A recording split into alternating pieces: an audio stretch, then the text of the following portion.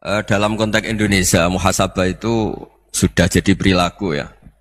Karena dulu orang tua saya, guru-guru saya kalau ngandani itu, bayangkan kalau kamu jadi dia ya.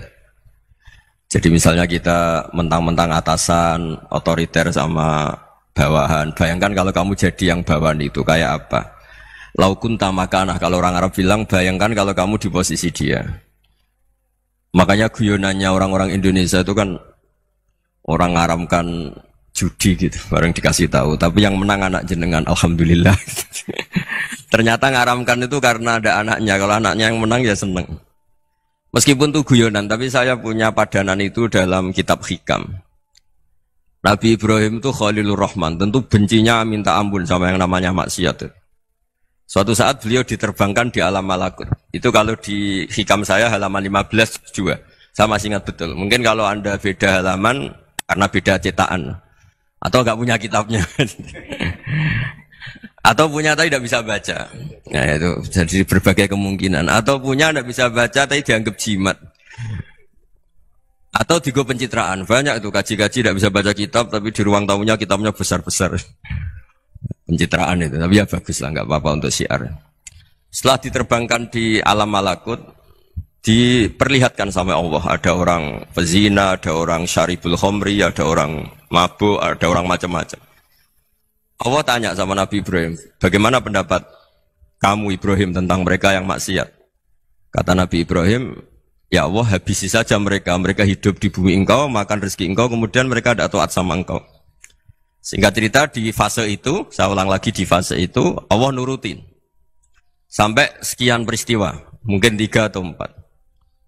Sudah, setelah sekian tahun Nabi Ibrahim lupa peristiwa itu, kemudian beliau diminta menyembelih anaknya. Ini versi kitab Hikam. Memang versinya banyak tentang kenapa Nabi Ibrahim disuruh menyembelih anaknya. Ketika mau menyembelih anaknya, Nabi Ibrahim ragu. Huwa samratu fuadi. Anak saya ini buah hati saya, kenapa engkau suruh menyembelih? Terus kata Allah, apa kamu tidak ingat ketika kamu saya angkat di alam malakut, kemudian kamu usul bunuh-bunuh, saya ada mempertimbangkan usul Anda, tapi kenapa sekarang saya merintahkan kamu mikir gitu. Terus, ya karena ini anak saya ya Allah. Terus kata Allah, rumang samu wong sumpukon mata ini gak gawean kau sing gawe kowe enak wae usul mata ini. Jadi sebenarnya saya yang bikin, kemudian Anda enak aja usul membunuh. Semenjak itu Nabi Ibrahim itu di eranya itu asfaqun nas, orang paling sayang sama manusia. Karena kadang kita keras itu ya kebetulan itu udah anak kita, ada keluarga kita. Cara orang Jawa itu kan gitu ya. Kalau ada perempuan terus macak yang macam-macam pakai sepeda motor cowok terus wah itu luput suwuk, semoga-moga gini. Tapi setelah dikasih tahu, niku ponakane jenengan, semoga-moga selamat. Jadi jangan-jangan kemarin ahli ma'asi itu kebetulan itu tidak keluarga kita. Kalau keluarga kita yang pernah salah pada kita, semangat kita mintakan maaf. Jangan-jangan kita didikte hukum sosial gitu. Jadi orang yang salah, kebetulan tuh orang yang menservis kita. Atau keluarga kita, atau orang dekat kita. Jangan-jangan semangat kita mintakan ampun. Tapi kalau sama orang lain, kebetulan musuh kita semangatnya minta itu kena adab. Nah ini yang nggak boleh dalam Islam. Islam mengajarkan niru Rasulullah SAW, Nabi itu rahmatal lil alamin. Bahkan kemarin saya ngaji virtual sama beberapa habaib, ada Habib Ali Al-Jufri dari Mesir, ya. Ada Habib Alwi dari Kuitang, ada Habib Nabil Al-Musawa. Dari sekian habaib itu saya masih ingat diantaranya yang didawuhkan rahmatan lil alamin itu ketika Nabi adahu kaumuh, disakiti oleh kaumnya, dan itu mereka masih kafir semua. Itu mereka dapat doanya Nabi, Allah mahdi qaumi fa innahum la ya'lamun. Kayak apa baiknya Nabi, orang yang menyakiti, yang melukai, tapi Nabi masih berdoa, Allah mahdi qaumi fa innahum la ya'lamun. Sayyidina Umar dapat doanya Nabi itu ya khina kana kafiran, ketika masih kafir didoakan. Allahumma izzal Islam bi Umar. Itu ketika masih kafir. Itu pelajaran bagi kita bahwa yang sedang tidak cocok pun itu berdapat doa kita. Ya doa supaya kondisi kita baik, hari tambah baik. Karena agama ini, saya berkali-kali bilang, limangka nayarjuwa hawal yawmal akhir. Agama ini diperuntukkan bagi yang selalu punya harapan pada Allah Subhanahu wa Ta'ala. Saya cerita muhasabah ini tentang hubungan kita dengan Allah. Di Indonesia itu banyak orang fasik, banyak orang nakal. Ya di mana-mana orang nakal itu ya mayoritas wa aksaruhum fasikun. Tapi berkahnya harapan. Mungkin saya kira nakal sok benda, mungkin saya kira sholat sok ben sholat, mungkin sekarang belum sakhok, belum dermawan, suatu saat dermawan. Barokahnya itu kefasikan ini dianggap sementara. Sedang fasik, sedang tidak benar. Karena kiai-kiai kita, para guru-guru kita, para habaib utamanya itu mesti bilang semoga husnul khotimah. Nah barokahnya doa itu semoga husnul khotimah itu menjadikan satu pola sosial. Yang sedang fasik ini masih diharapkan jadi lebih baik, jadi lebih. Sehingga kita tidak ngambil sikap ekstrim, yang ingin menghabisi atau ingin mengadili, tidak. Karena selalu kita punya harapan, Dan agama ini limangkan erjuwo hawal yawm akhir. Bayangkan dulu kalau yang nakal itu anak kamu. Pasti kamu nggak ingin kan langsung dapat azab, dapat apa. Padahal kita semua jadi tokoh ini abul kulli, bapak dari semuanya. Sehingga ketika Rasulullah SAW jalan-jalan kemudian melihat perempuan sedang menyalakan api. Kalau apinya mati ditiup, anaknya dijauhkan. Nanti kalau sudah jauh dari api, anaknya digendong lagi. Terus kata Rasulullah, matur ke semua sahabat, Aro'aitum anna hadih tarihatan waladaha alan nar. Apa kamu berpendapat bahwa perempuan ini akan melemparkan anaknya ke neraka? Tidak ya Rasulullah. Tidak akan seorang ibu melemparkan anaknya ke api. Terus kata Rasulullah, Allahu arhamu min hadih biwaladiha. Allah lebih rahman, lebih rahim dibanding orang tua ini kepada anaknya. Ini yang harus kita kenalkan terus, kita kampanyakan terus. Supaya orang hubungannya dengan Allah itu nyaman, asik. Sehingga dengan demikian selalu ada harapan bahwa yang sedang nakal ini suatu saat tobat. Kita tidak boleh menghukumi pasti begini, pasti gini. Itu tidak wilayah kita. Itu juga yang dicontohkan Rasulullah SAW. Secara lahir Nabi itu nggak berkenan sama Wahsy. Karena Wahsy itu salahnya salah fatal. Karena membunuh ahabban nasi ila Rasulillah. Yaitu membunuh Sayyid Hamzah. Jadi ketika Wahsy tobat, Nabi itu nerima tobatnya. Dan ketika beliau dengan basariyahnya agak siap ketemu Wahsy karena harus ingat Sayyid Hamzah, basariyahnya diturutin. Oke, kamu iman, saya turutin, tapi jangan sering ketemu saya. Karena kalau ketemu kamu, saya masih ingat sama paman saya, Sayyid Hamzah. Kita bisa ngelola seperti itu. Kita tidak cocok sama orang, bagaimanapun mereka umat Rasulullah SAW, kita tetap mencintai mereka.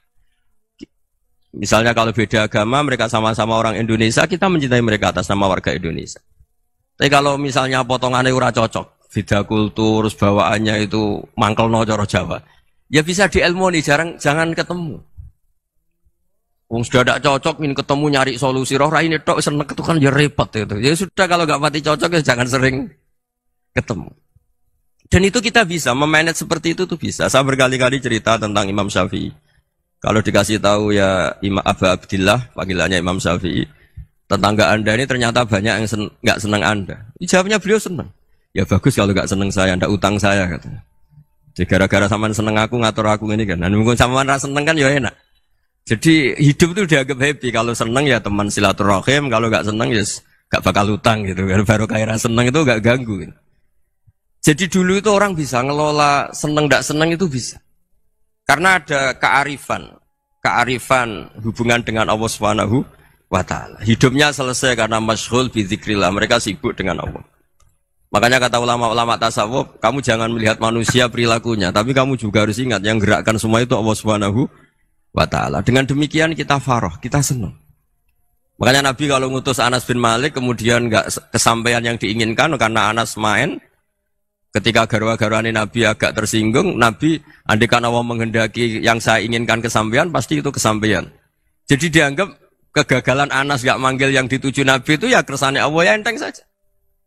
Sayyidina Ali lebih parah lagi yang dialamin. Itu dalam beliau kalau dipanggil tuh gak cepet-cepet ke sana. Ketika ditanya, kenapa kamu tak panggil gak cepet ke saya? Amin tuh ukubatak. Karena aku tahu kau orang baik. Orang baik itu pemaaf. Jadi makanya orang-orang soleh dulu itu bodoni itu. Makanya sekarang kalau ada orang bodoni itu mesti beda orang soleh. Kalau orang-orang soleh itu kakean husnudzon akhirnya sering dibodonin. Abdul bin Umar itu masyhur itu. Kalau ada budaknya sering sholat, sergap sholat itu dimerdekakan. Akhirnya enggak sholat pun pura-pura sholat. Akhirnya juga dimerdekakan. Ketika ditanya, kenapa engkau merdekakan? Padahal mereka sholatnya menipu engkau, kata pembisik-pembisik itu. Man khoda'ana lillah in khoda'na lah. Dia nipu atas nama Allah, berarti saat tertipu juga atas nama Allah, enggak masalah dong, semuanya demi Allah Subhanahu wa ta'ala. Jadi ketika kita ketemu mensifati Allah Ta'ala itu ghafir, Allah pemaaf. Jangan kamu enggak fair untuk diri kamu nyifati Allah ghafir, pada orang lain Allah kamu sifati syadidul iqab. Jadi Allah kamu atur, kayak MC tadi ngatur saya. Jadi Allah itu apa? Kalau pada saya ghafir, kalau pada musuh saya syadidul iqab. Itu tidak fair. Kalau Anda punya harapan kepada Allah karena Allah Rahman Rahim, Allah ghafir, sebenarnya Allah pada musuh kita ya bisa saja Allah ghafir, bisa saja Allah Rahman Rahim. Sehingga kita melihat orang lain yang kita tidak cocok itu ya enteng saja. Itu min ummati Rasulillah sing tanaluhu syafa'atu, tanaluhu sa'atu rahmati, tanaluhu fair. Jangan dengan kita kayak mesti dapat rahmat, jangan orang lain kayak Allah pasti syadidul iqab. Itu tidak boleh. Sehingga ketika ada orang Badui, singkat cerita orang Badui ini kencing di masjid, semua sahabat membentak dia. Yang enggak bentak hanya Nabi tok. Saking mangkalnya orang ini karena semua sahabat bentak kecuali Nabi. Setelah dibenarin Nabi, terus Nabi nyuruh Sobbu Ali Dhanuban min ma'in. Setelah disucikan masjid itu, dia berdoa keras sekali. Allahumma arhamni wa Muhammadan wa la tarham ma'ana ahadan. Ya Allah, yang berhak dapat rahmatmu hanya saya dan Nabi Muhammad, yang lainnya jangan. Karena yang lainnya tuh jengkelin, gitu aja saya salah dimarah-marahin gitu. Jadi kalau kamu doa terbatas ya kayak orang Bedui ini, kayak orang Arabi. Apa kata Nabi? Laqad tahajjarta wasi'an. Allah yang rahmatnya luas menjadi kamu sempitkan. Karena kamu mau atur Allah hanya Rahman pada Indonesian Power, pada NU, pada kita, yang orang lain nggak perlu dapat. Itu kan kasihan Islam, karena Islam terus nggak dimiliki semua orang. Allah nggak dimiliki semua orang, Rasulullah nggak dimiliki semua orang, karena dipek NU, dipek ormas tertentu, dipek nggak boleh seperti itu. Nggak boleh takhasyar tawasian, kata Nabi, nggak boleh mempersempit zat yang rahmatnya itu luas. Ini semoga etika ini kita pakai di Indonesia. Yang sedang fase kita harapkan lebih baik. Yang sedang nggak dapat hidayah kita doakan dapat apa? Hidayah. Masyhur kan, makanya tadi saya mohon sama Habib Ali supaya Habib Ahmad supaya tetap mahalul qiyam, tabaruk sama Habib Ali. Di antara doa-doa di Simtud Duror masyhur itu antuqa bilal mudhniba minnah bil ghufran wal musi'a bil ihsan. Jadi harapannya para habaib, para orang-orang baik dulu ya, semoga yang dosa itu dimaafkan, yang sedang salah dibuka, bikin lebih baik. Nabi itu tugasnya juga gitu. Wastaghfir li dzambika walil mu'minina wal mu'minat. Nabi itu tugasnya juga memintakan ampun yang sedang salah. Nah ini cobalah jadi etika kita, muhasabah kita. Jadi muhasabah itu cara berpikir kita set, kita pikir ulang. Ternyata semangatnya seorang Nabi itu wastaghfir li dzambika walil mu'minat. Semangatnya itu memintakan ampun. Orang ahli tafsir tahu semua kalau Nabi itu tidak mungkin dosa. Jadi itu khitabun Nabi wa urida bihi ummatu, itu khitab Nabi, tapi yang dimaksud itu umatnya, karena Nabi tidak akan mengalami dzambun, tidak akan mengalami dosa. Sekarang enggak, kadang-kadang kita ini kalau orang lain salah itu semangat. Kalau di perusahaan ada teman salah, apalagi pimpinan salah itu seneng. Barokahnya salah bisa ganti kan gitu. Jadi kalau mungkin di dunia tokoh juga gitu, barokahnya ada tokoh salah, kita yang jadi populer sendiri, tidak boleh seperti itu. Kita harus salimus sodri di jami'il muslimin. Jadi ini harus dilatih. Saya tadi matur sama Habib Ahmad, latihan kita jadi hidup. Nabi itu kalau resep jadi wali itu kata Nabi gampang. Kata Nabi, kalau kamu ingin disenangin Allah, ya sudah. Kalau kamu asbahta, amseta, gini-gini, perasaan kamu, kata Nabi, jangan punya perasaan ghil sama orang muslimin. Itu sudah wadzalika min sunnati. Makanya Nabi ngendikan la yablughni ahadun an ahadin syai'an. Ada yang baca la yuballighni ahadun an ahadin syai'an. Seseorang jangan melaporkan ke saya tentang salahnya yang lain. Fa inni akhruju ilaikum wa ana salimus sadri. Karena saya ingin ketemu sampean semua dalam keadaan salimus sadri, tidak punya perasaan apa-apa. Karena kalau nurutin pembisik, nurutin informasi itu ya repot, karena orang pasti sepihak. Ada kiai yang top, datang ke kampung-kampung ning desa-desa. Kata yang seneng itu punya akhlak. Wah itu bagus orang besar datang ke kampung-kampung. Kata yang enggak seneng, wah itu jobnya kiai kecil kok diambil, itu kan ya kasihan itu kan sudut pandang. Makanya saya sering bilang, akal kita ini cukup untuk mentasdik Rasulullah SAW. Meskipun perasaan kita kadang orang Jawa itu beda. Saya berkali-kali bilang sama peneliti dari Jogja, kenapa sih Gus para nabi itu kok poligami istrinya banyak? Nabi Dawud katanya itu berapa? Nabi Sulaiman malah jumlahnya agak terbatasin. Nabi Muhammad itu paling sedikit. Saya tanya gini, perempuan itu orang lemah, jadi kalau nolong orang satu gimana baik, kalau nolong orang dua ya lebih baik, ya sudah kira-kira seperti itu. Paling tidak akal kita masih tahu, kalau orang baik, itu kan mesti baik. Nolong orang satu baik, nolong orang dua ya lebih baik, nolong orang tiga lebih baik. Tapi kalau kamu orang nggak baik, satu saja kamu terlantarin, kamu miskinkan, kamu... Ya tinggal diukur kan, kalau orang baik, nambah baik. Tapi kalau orang buruk, tambah buruk. Nah itu akal. Akal kita bisa menganalisis kenapa sih nikah itu ada yang poligami, ada yang enggak. Ya sudah, ukur saja diri kamu. Misalnya kayak saya elek keriting, rabi terus. Memperbanyak wong elek. Orang perilaku netok, raine dadi elek kabeh. Tapi nak kowe ku ganteng, alim, ganteng, sugih. Anake ganteng-ganteng, berhubung kowe saleh ahli swarga kabeh. Mertua yo bangga karena karir kamu meyakinkan. Ini mertua kamu aja gak bangga mau nambah. Ipar gak bangga, mertua gak bangga, desa kamu yang kamu wayai juga gak. Beda dengan Nabi ketika nikah Juwairiyah itu gak ada pernikahan sebarokah Nabi dengan Juwairiyah itu Asharu Rasulillah. Di situ habis perang banyak tawanan gara-gara jadi bisanya Nabi langsung dibebaskan semua karena Asharu Rasulillah. Sekarang bisanya Kanjeng Nabi. Dulu Abu Sufyan mangkalnya bukan main sama Nabi. Gara-gara putrinya dinikah terus langsung jadi. Kalau kamu kan enggak, nikah satu, nikah lagi. Satu kampung musuh kamu. Karena istri pertama ya cemburu, yang kedua agak bangga. Wah itu selesai itu. Dunia wal akhirah. Maksud saya, nganalisis Islam itu harus pakai akal. Dan akal yang dipakai, ini saya bawa ke kitab Ihya, adalah pikiran-pikiran para ulama.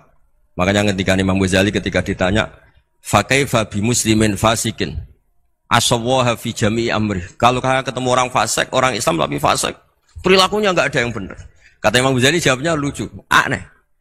Ma min muslimin illa wa islamuhu ta'ah. Tidak ada orang Islam kecuali dia mau Islam, membenarkan Allah dan Rasul itu sudah taatnya dia. Kok kamu tidak bisa melihat taatnya dia? Dia pikirannya kan ini pemabuk, ini tukang apa. Tapi kata Imam Ghazali, sebenarnya kamu masih bisa berpikir positif. Ma min muslimin illa wa islamuhu ta'ah. Tidak ada seseorang yang Islam ketika dia milih Islam itu pasti ada taatnya, yaitu tasdik pada Allah dan tasdik kepada Rasulullah Shallallahu Alaihi Wasallam. Jadi dengan pola seperti itu, maka di antara guru-guru kita yang modern ya di era Mbah Maimun, di sini ada Habib Ahmad, Habib Salim, syair yang sering dibaca beliau adalah ada orang munajat sama Allah, ini cerita munajat. Itu orang itu ngendikan gini, ana mutnibun, ana mukhtiun, ana asi, huwa rahimun, huwa ghafirun, huwa afi. Ya Allah, saya mukhti, saya orang yang salah. Ana mutnib, saya orang yang dosa. Ana asin, saya sering maksiat.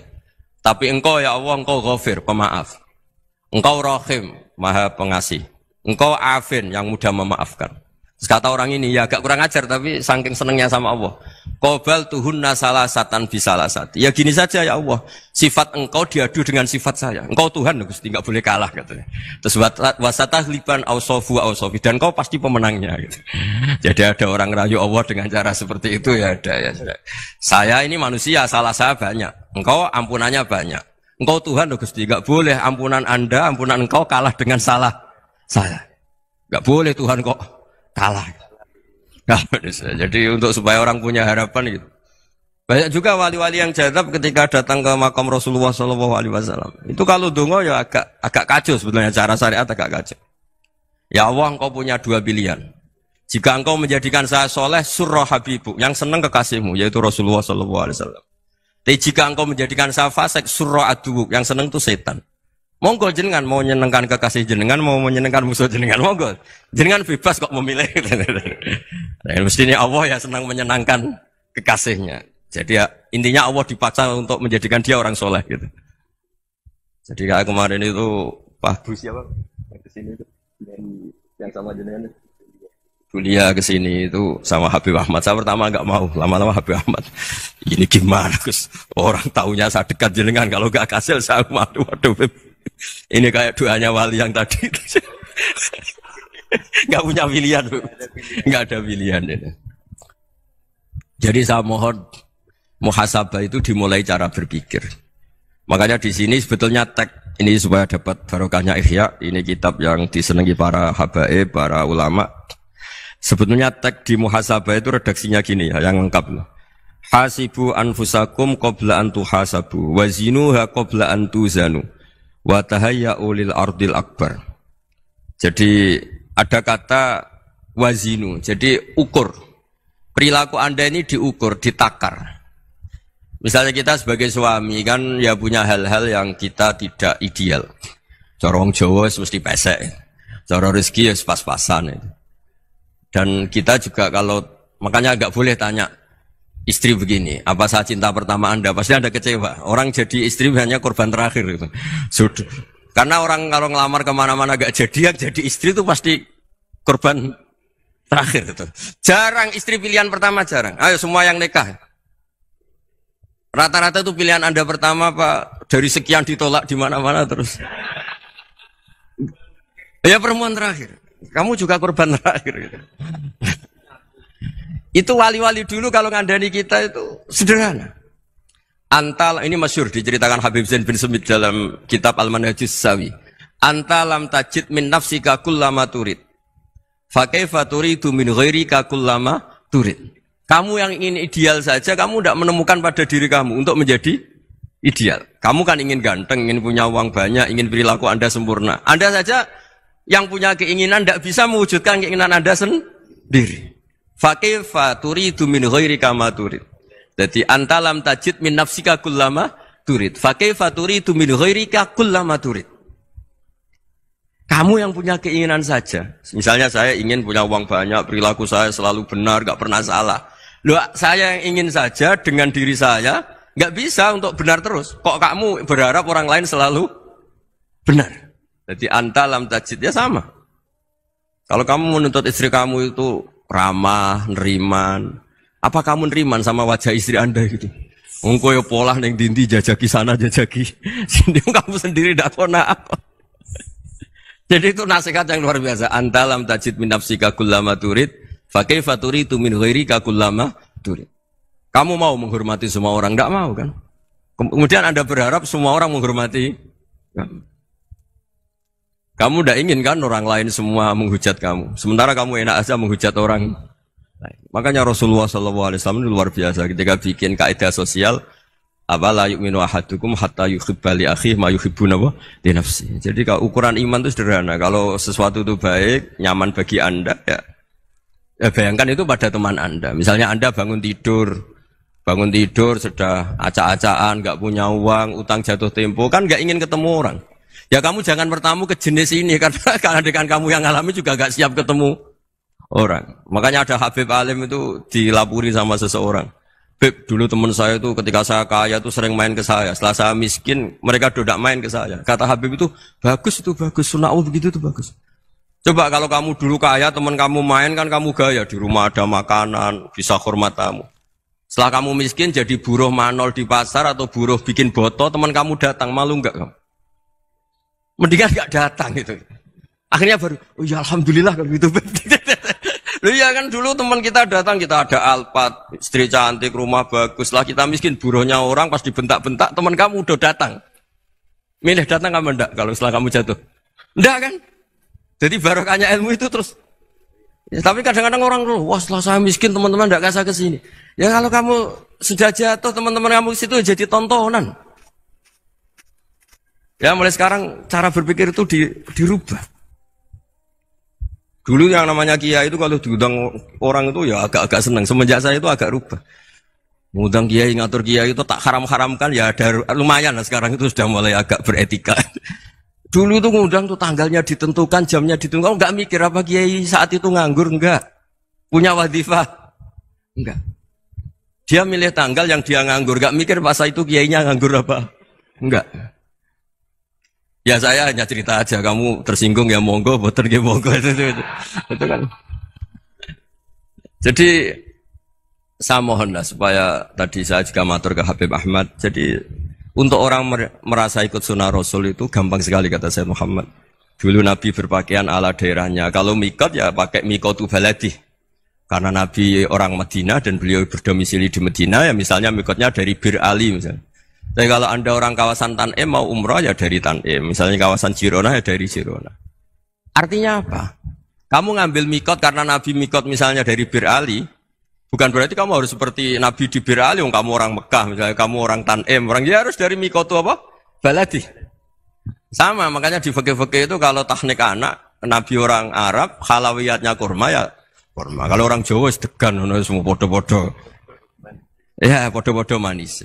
Jadi ini tabaruk sama Sayyid Muhammad, ini ada murid beliau, Habib Ahmad, sahabatnya. Supaya orang itu merasa ikut Nabi itu gampang sekali. Ini saya baca ya di halaman tadi disaksikan Habib Ahmad 433 di kitab apa begini? Manhajus Salaf fi Fahmin Nusus. Itu kata Sayyid Muhammad wa kanat sunnatu Rasulillah annahu yat'amu ma yajiduhu fi ardi wa yalbasu ma yajidu wa yarkabu ma yajidu mimma abahu wa ta'ala. Faman istamala ma yajiduhu fi ardi fa huwa al-muttabi' lis sunnah. Kama annahu hajjal baita min madinati. Faman hajjal baita min madinati nafsi fa huwa al-muttabi' li sunnah. Wa illam takun hadhil madinatu tilka. Jadi intinya misalnya Nabi dulu itu ngasih sedekah kepada fakir miskin ya pakai dinar, dirham. Ya kalau orang misalnya sedekah pakai rupiah ya sudah ikut sunnah Nabi. Jangan lu Nabi pakai dinar loh, kamu kok pakai rupiah. Dulu dinarnya Nabi udah ada tulisannya Bank Indonesia, kamu ada tulisannya Bank. Ya tidak ada seperti itu. Ya jadi misalnya Nabi sedekah pakai tamar atau pakai al-aqid, ya kita pakai beras, pakai apa. Supaya orang tuh, bahwa Rasulullah itu milik kafatal linnas, milik semuanya. Sehingga merasa ikut sunnah Nabi itu ya semuanya. Makanya dulu Mbah Mun kalau motivasi saya supaya bombong, kalau orang Jawa bilang bombong. Wong Jawa itu mesti ono wong alim. Beliau menyontohkan mas itu Mbah Fadol, Senori, Mbah Ihsan Jambes. Itu bisa ngarang-ngarang kitab luar biasa, padahal beliau bukan orang Arab. Imam Sibawai itu orang Persia, Imam Ghazali orang Tus itu juga ikut Persia. Kata Imam Mun, wong sing ora Arab lah mesti untuk jatah alim kata beliau. Karena Nabi itu diutus kafatal linnas. Nah ini kalau orang yang alim itu Arab tok, berarti tidak ada perwakilan dari Afrika, dari Asia Tenggara, dari mana-mana. Makanya karena Nabi statusnya itu kafatal linnas. Jadi kita harus bangga sebagai Muslim, sebagai orang Indonesia karena misalnya Wali Kutub. Dulu terkenalnya hanya ada di Yaman, di mana. Ternyata pernah ada juga di Indonesia dan seperti Habib Abu Bakar Segaf Gresik.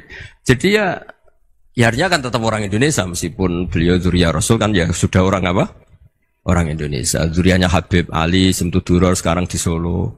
Jadi Indonesia juga dapat alawin banyak dari Sadatinal Alawin juga kan. Jadi saya mohon barokahnya ngaji seperti ini.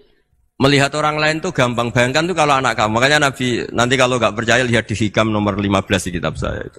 Di situ dijelaskan oleh Hikam, jangan-jangan semangat Anda pada orang yang maksiat, pada orang yang keliru supaya dihukum itu karena kebetulan itu udah anak Anda, itu udah keluarga Anda.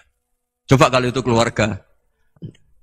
Makanya kalau saya guyonan di Jogja itu, ada pembantu mecahkan piring terus dimarahi majikannya. Saya mesti guyon gitu, pasti itu pembantunya tidak cantik. Kok bisa Gus? Andai kan cantik dan kamu senang mecahno piring satu, piring 1000 ora iso ngamuk kowe.